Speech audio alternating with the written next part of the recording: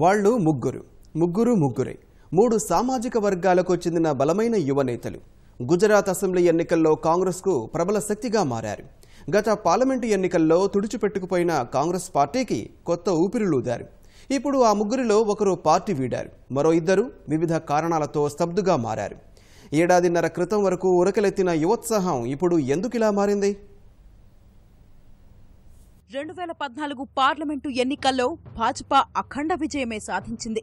మొత్తం 26 పార్లమెంటు స్థానాలు ఉంటే అన్నిటినీ కైవసం చేసుకుంది. గతంలో ఎన్నడూ లేనంతగా విజృంభించింది. కాంగ్రెస్ కంచుకోటలను సైతం బదాబదలు చేసింది. కమలం ప్రభంజనానికి దేశంలోనే పురాతన పార్టీగా చెప్పుకునే కాంగ్రెస్ పార్టీ కనీసం ఖాతా తెరవలేని దుస్థితికి చేరుకుంది. మోదీ ప్రధాని అభ్యర్థి కావడం ఇందుకు ప్రధాన కారణమే అయినా స్థానిక కాంగ్రెస్ నేతల స్వయంకృతాల ప్రభావము తక్కువేమీ కాదు. ఏదేమైనా గుజరాత్లో గత సార్వత్రిక ఎన్నికల్లో కాంగ్రెస్ చావు దెబ్బతిన్న మాట వాస్తవం. మరి 2014 ఎన్నికల్లో అంతగా డీలా పడిపోయిన కాంగ్రెస్ పార్టీ 2017 ఎన్నికల్లో అనూహ్యంగా పుంజుకుంది. భాజపాకు గట్టి పోటీ ఇచ్చింది. పార్లమెంటు ఎన్నికల్లో కాంగ్రెస్ను తుడిచిపెట్టిన కమలదళం అసెంబ్లీ ఎన్నికల్లో మాత్రం బొటాబొటి మెజార్టీతో గట్టెక్కింది.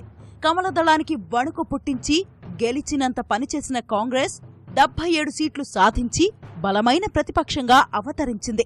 మరి 2.5 ఏళ్లలో అంత మార్పు ఎలా వచ్చింది? కాంగ్రెస్ అంతగా ఎలా పుంజుకుంది? ఈ ప్రశ్నకు సమాధానమే యువత్రయం. ఓబీసీల నేత అల్పేష్ ఠాకూర్, పాటీదార్ నేత హార్దిక్ పటేల్, దళిత నేత జిగ్నేష్ మేవానీ హస్తం పార్టీని బలపరచడమే కాంగ్రెస్ పునరుజ్జీవానికి కారణం.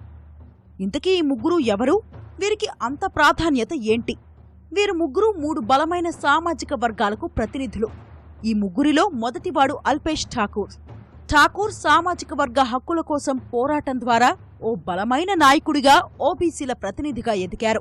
బలమైన సామాజిక వర్గ నేతగా గుర్తింపు తెచ్చుకున్న అల్పేష్ సరిగ్గా 2017 అసెంబ్లీ ఎన్నికల ముందు కాంగ్రెస్ పార్టీలో చేరారు. పటాన్ జిల్లాలోని రాధాన్పూర్ నుంచి ఎమ్మెల్యేగా ఎన్నికయ్యారు. యువత్రయంలో రెండోవాడు హార్దిక్ పటేల్. పాటీదార్ సామాజిక వర్గ ప్రతినిధిగా పోరాటాలు చేసిన ఈ కుర్రాడు 25 ఏళ్ల వయస్సులోనే బలమైన నాయకుడిగా ఎదిగాడు.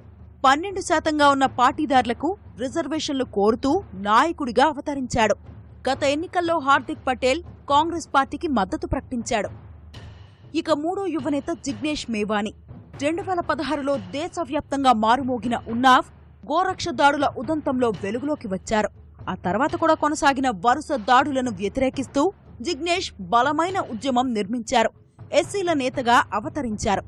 అసెంబ్లీ ఎన్నికల్లో వాడ్గామ్ స్థానం నుంచి స్వతంత్ర అభ్యర్థిగా పోటీ చేసిన జిగ్నేష్ గుజరాత్ అసెంబ్లీలో అడుగుపెట్టారు. ఈ ముగ్గురు కాంగ్రెస్కు అండగా నిలవడంతో 2017 అసెంబ్లీ ఎన్నికల్లో హస్తం మళ్లీ వికసించింది. ఈ ముగ్గురు ఇప్పుడు కాంగ్రెస్కు వివిధ కారణాలతో కాంగ్రెస్కు అండగా నిలిచే పరిస్థితులు కరవయ్యాయి. కాంగ్రెస్లో చేరిన అల్పేష్ ఏడాదిన్నరలోపే ఆ పార్టీ నుంచి బయటకు వచ్చేశారు. కాంగ్రెస్ ఠాకూర్ సామాజిక వర్గాన్ని వంచిందన్నది అల్పేష్ ఆరోపణ. ఎంపీ అభ్యర్థుల ఎంపికలో ఠాకూర్ సేన మాటకు ఏమాత్రం ప్రాధాన్యం ఇవ్వకపోవడం అల్పేష్ నిష్క్రమణకు ఓ ప్రధాన కారణం. సరిగ్గా ఎన్నికల ముందు అల్పేష్ నిష్క్రమించడం కాంగ్రెస్కు గట్టిదెబ్బగానే భావించాలి. దాదాపు నెల రోజుల క్రితం కాంగ్రెస్లో చేరిన పాటీదార్ నాయకుడు హార్దిక్ పటేల్ కూడా అసెంబ్లీ ఎన్నికల వేళ ఉన్నంత చురుగ్గా లేరు. కాంగ్రెస్ ఎంపీ అభ్యర్థుల తరపున హార్దిక్ పటేల్ ప్రచారం చేస్తున్నా మునుపటి జోష్ మాత్రం కనిపించడం లేదు. ఇక మరో యువనేత జిగ్నేష్ మేవానీ కూడా పార్టీ ఎంపీ అభ్యర్థుల తరపున అంతగా ప్రచారం చేయడం లేదు. అసెంబ్లీకి ఎన్నికైన నాటి నుంచి మేవానీ జాతీయ స్థాయి ఎస్సీ నేతగా ఎదగడంపైనే దృష్టి సారించారు. దేశవ్యాప్తంగా ఎస్సీలపై ఎక్కడ దాడులు జరిగినా అక్కడ పర్యటిస్తున్నారు. ప్రస్తుతం మేవానీ బీహార్లోని బెగూసరాయ్ ఎంపీ స్థానం నుంచి సిపిఐ తరపున పోటీ చేస్తున్న జేఎన్యూ విద్యార్థి సంఘం మాజీ అధ్యక్షుడు కన్నయ్య కుమార్ గెలుపు కోసం కృషి చేస్తున్నారు. మొత్తం మీద 2017 అసెంబ్లీ ఎన్నికల సమయంలో ఈ ముగ్గురు యువనేతల కారణంగా కాంగ్రెస్ పుంజుకుంది. ప్రస్తుతం ముగ్గురిలో ఒకరు పార్టీ వీడడం, మరో ఇద్దరు పార్టీ ప్రచారంలో అంతంత మాత్రంగా పాల్గొనడంతో మునుపటి జోష్ తగ్గింది. ఇది గుజరాత్ సార్వత్రిక ఎన్నికల ఫలితాలపై తప్పకుండా ప్రభావం చూపుతుందని విశ్లేషకులు భావిస్తున్నారు.